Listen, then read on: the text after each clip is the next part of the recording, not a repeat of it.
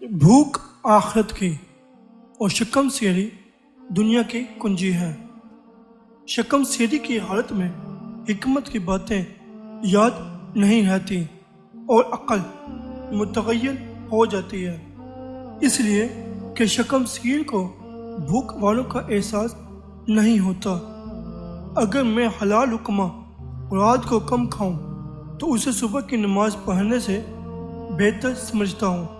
جو کوئی دن کو نیکی کرے تو اس کا اجر رات کو پا لیتا ہے، اور رات کو کرے تو دن میں اگر نقد ثواب نہ پائے تو جانو کہ آخرت میں بھی نہ پائے گا۔ اگر ظالم خدا کو یاد کرے تو وہ اسے لعنت کے ساتھ یاد کرتا ہے، اور کوئی ایسے مال سے حج کے مصارف کرے جس سے شبہ ہو کہ اس میں کوئی اور حق مقدم ہے، تو بارگاہ کبریائی سے آواز آتی ہے کہ تمہارا فریضہ ادا نہیں ہوگا جب تک کہ حقداروں کا حق اس مال میں سے ان کے حوالے نہ کر دو۔ بہترین سخاوت وہ ہے جو حاجت کے موافق ہو۔ آپ مناجات میں کہا کرتے تھے کہ الہی، جو شخص تیرے احکام کی پابندی نہیں کر سکتا کس طرح تیری خدمت کے قابل ہو سکتا ہے؟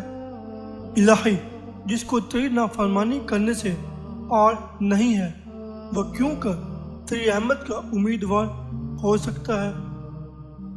حضرت جنید بغدادی رحمۃ اللہ علیہ فرماتے ہیں کہ آپ اس قدر محتاط تھے کہ اکثر فرمایا کرتے تھے کہ کچھ اقوال صوفیہ کلام کے مجھے ملے ہیں، جب تک قرآن اور حدیث یہ وہ گواہ ان کو شاہد نہ ہو میں ہرگز ان پر عمل نہ کروں گا۔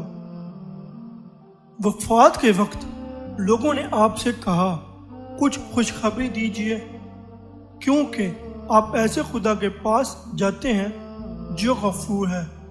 اس پر آپ نے فرمایا کہ میں ایسے اللہ کی خدمت میں جاتا ہوں جو گناہ صغیرہ تک کا حساب لیتا ہے اور گناہ کبیرہ پر عذاب کرتا ہے۔